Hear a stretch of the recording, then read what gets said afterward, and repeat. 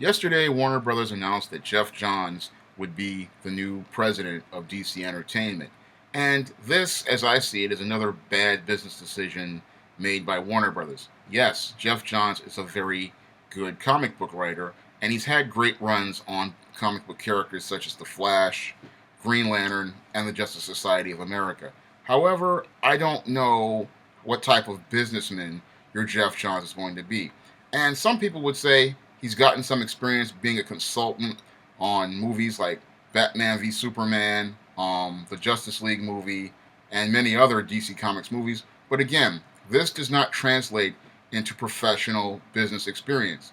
In order to be a president of a entertainment division, you not only have to have a creative hat, but you also have to have a business hat. And more so of a business hat because you are managing the long term viability of that brand, and you're managing the long term prospects for those characters. And some people would say Geoff Johns qualifies because he's managing this DC Rebirth storyline, but again, he's coming from a creative aspect. He's not coming from a business aspect. And that's really all well and good for managing characters in a creative aspect, but in the business aspect, you need somebody with a really long-term vision for DC Entertainment. And I don't see that person at Warner Brothers right now. They're picking a guy, again, he's a comic book writer. And as I see it, he's got too many hats on and he's taking on too much of a load. Right now, your Geoff Johns is managing the DC Comics Rebirth storyline. He's consulting on The Flash. He's consulting on many DC Comics movies, such as your Justice League and your Wonder Woman and many others.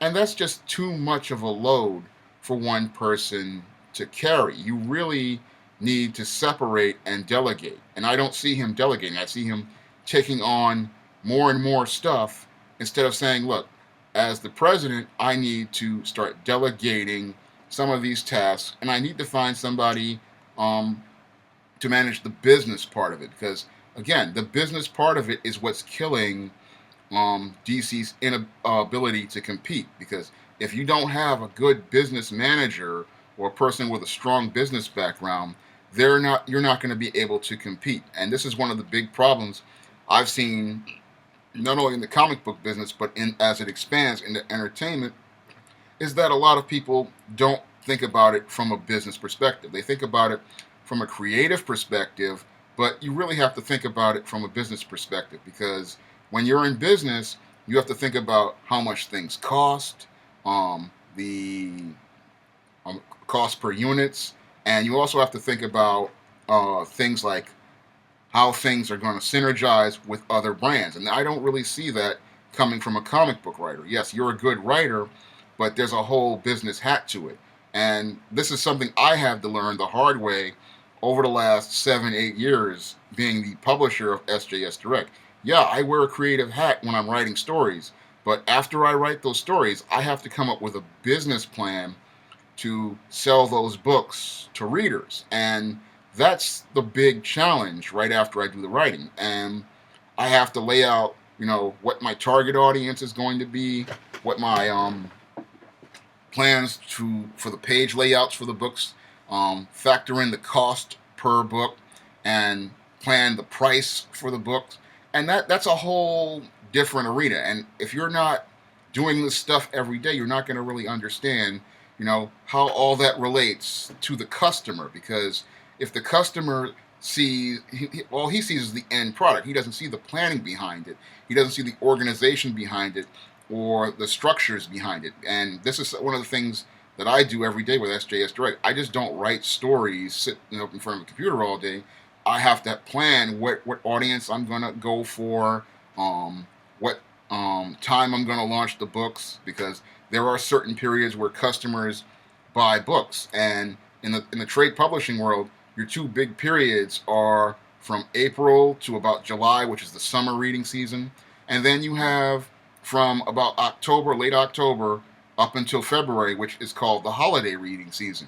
And you have to plan how your books are going to come out, what time your books are going to come out, and what type of audience you're going to target for whatever audience and whatever readers you're going for. And when I do fantasy books like your ISIS series, I always plan them, in the summertime because I know there's a lot of younger readers during that time who are reading.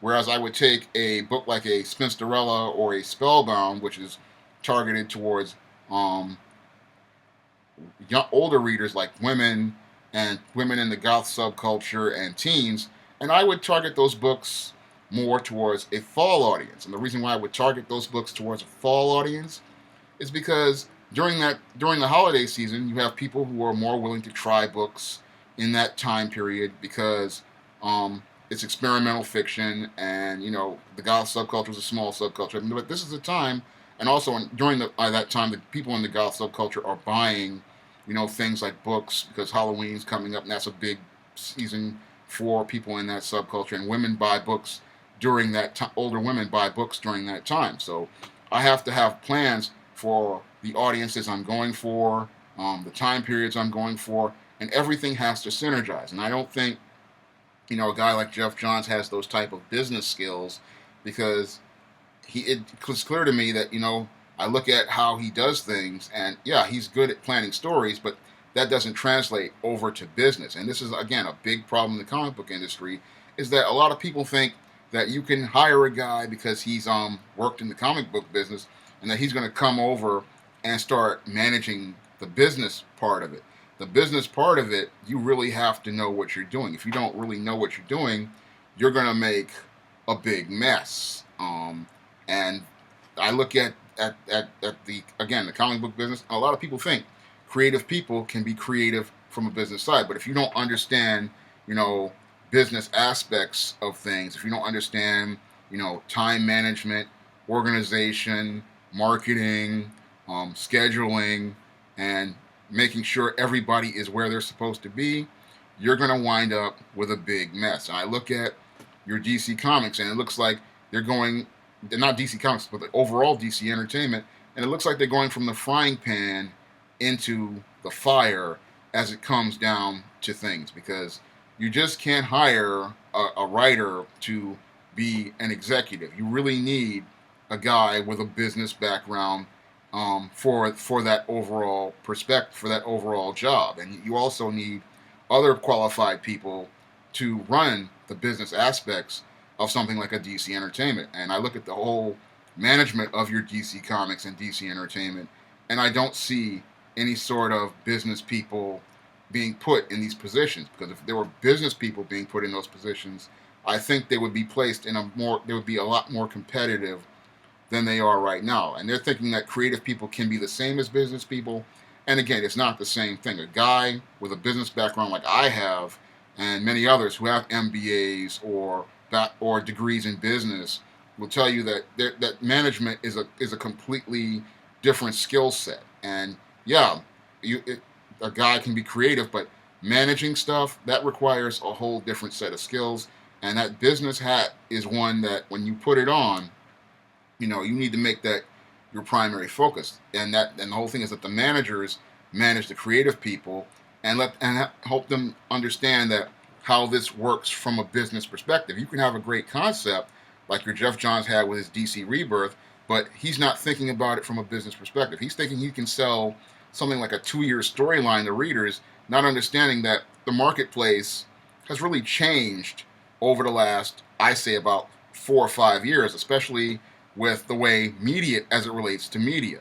And trying to sell people comics for 2 years in a storyline, trying to get them to invest in it when they can binge watch an entire television series on Netflix, I don't know if that's going to work. And when people can get books on Kindle and Smashwords, I don't know if that's going to work long term for a comic book business. That's why I say he's not really a good fit to be a president of overall DC Entertainment. I look at that, the way he manages this whole Rebirth storyline, and it's not showing me that he's a good fit. They really need somebody who can be from the outside, somebody with a bit of an objective perspective, someone who isn't emotionally attached to the characters, and someone who understands, how to build a brand, because really the DC Comics brand needs to be rebuilt because it's been damaged so badly, and coming up with a plan to reach customers in the 21st century. Because I look at the overall brand for DC Comics is a very jumbled brand. It's a very directionless brand.